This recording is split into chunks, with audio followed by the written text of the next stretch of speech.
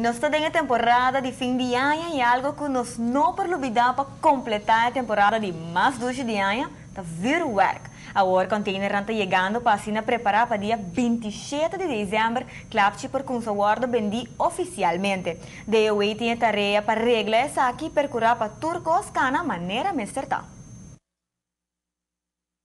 Wel, in verdade, nós conseguimos receber por um container de vuurwerk para fim de ano. Mientras tanto, a maioria já está arriba nas islas. E essa está assim que trabalham para começar para aduana, para DW, polícia, tudo para o controle de clapche aqui no momento que o container não vai abrir. Nós temos uma lista que o acordo pedir, arriba quantidade de 20 container, mais que 20 container.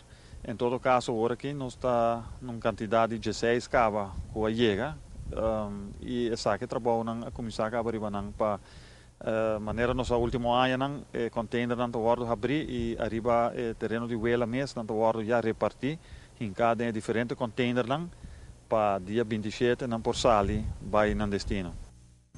No momento que o container não guarda abrir e que a aduana ha devido controle ribe sakinang e outro departamento não envolvido também lo tem na tarefa para hasi ribe clapche não para assim assegurar que não cumpre com toda regra.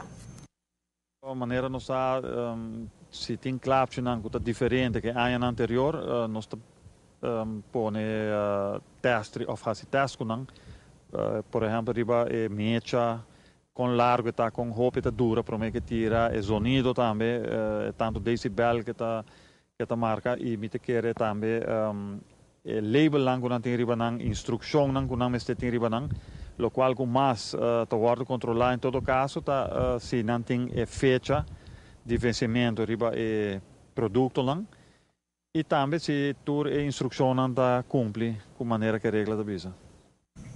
Até agora aqui por vista que o tour clapche cumpre com regra com exceção de cargação que chega ayer para show.